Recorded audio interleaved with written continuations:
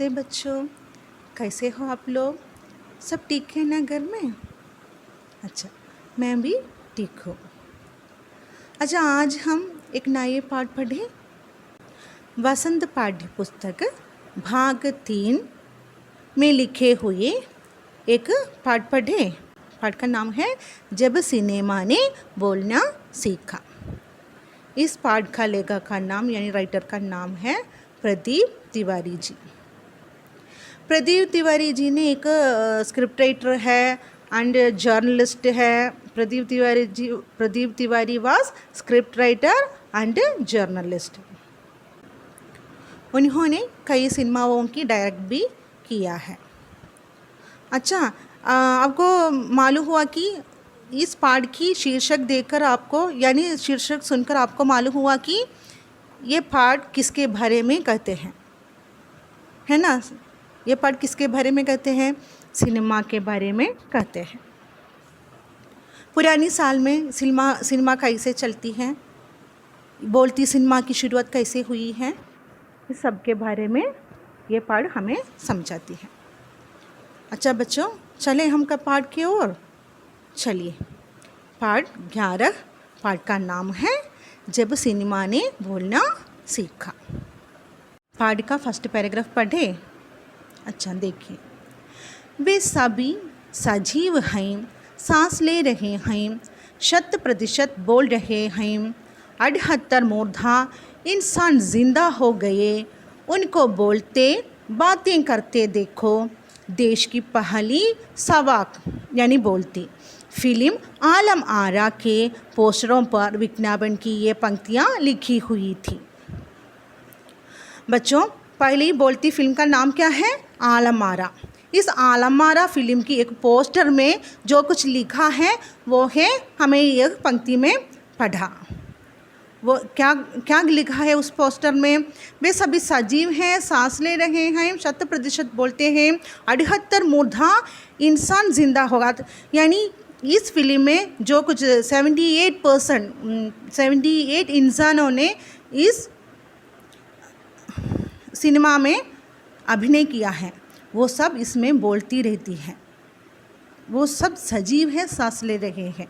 इसका मीनिंग ये है, उस पोस्टर में उन्होंने बोलते हुए एक्टिंग करने के साथ ही बोलते हुए अभिनय किया है। समझे बच्चों? वही पोस्टर में लिखते हैं। These words were written on the poster of India's first ever talking film, Alam Ara. 14 मार्च 1931 की वह ऐतिहासिक तारीख भारतीय सिनेमा में बड़े बदलाव का दिन था। इसी दिन पहली बार भारत के सिनेमा ने बोलना सीखा था।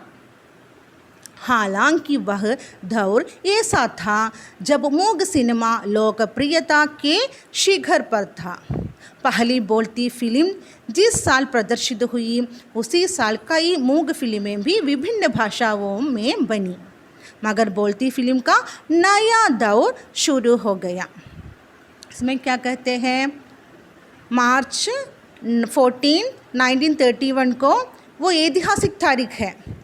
क्यों वो डेट ऐतिहासिक तारीख हो गया?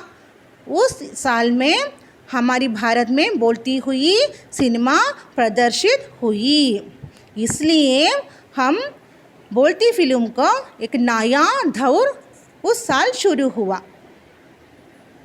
उस साल में कई भाषाओं में मूक फिल्में भी बनाई। In this historical date, 1931, March 14th, India's first talking film was released. In the same year, when talking film was released, silent film were made in another languages. And this year gave a new start to the talking film. समझे बच्चों? Second paragraph देखें। पहली बोलती film Alam Ara बनाने वाले फिल्मकार थे आदर्श M ईरानी। आदर्श ने 1929 में हॉलीवुड की एक बोलती फिल्म शोबोट देखी। और उनके मन में बोलती फिल्म बनाने की इच्छा जगी। पारसी रंगमंच के एक लोकप्रिय नाटक को आधार बनाकर उन्होंने अपनी फिल्म की पटकथा बनाई। इस पैराग्राफ में क्या कहते हैं बच्चों? हाँ, इस बोलती फिल्म आलमारा, बोलती फिल्म का नाम क्या है? आलमारा। इस आलमारा बोलती फिल्म किसने हमारे लिए दे दिया? हाँ, उस कलाकार का नाम है आदर्श एम ईरानी। उसने हमको ये फिल्म यानी बोलने वाली फिल्म हमें दे दिया है। उस बोलने वाली फिल्म बनाने के लिए इच्छा उनको कहाँ से मिली?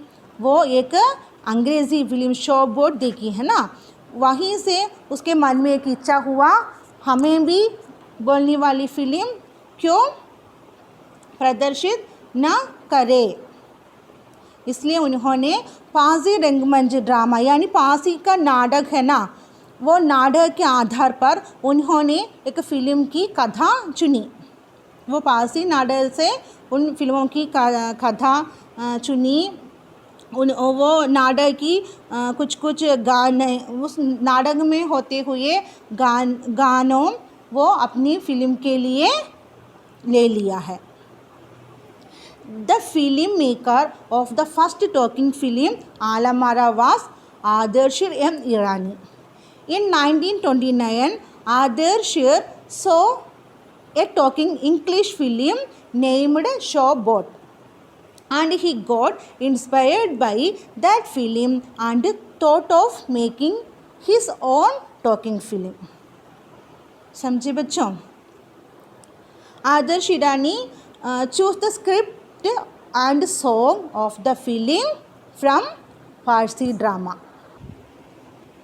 एक इंटरव्यू में आदर्श ने उस वक्त कहा था, हमारे पास कोई संवाद लेखक नहीं था, गीतकार नहीं था, संगीतकार नहीं था, इन सब की शुरुआत होनी थी। आदर्श जी ने क्या कहा? आदर्श ने बोलती सिनेमा प्रदर्शित करने के लिए यानी निर्माण करने के लिए थिंक किया है ना, चिंतित इच्छा किया है ना।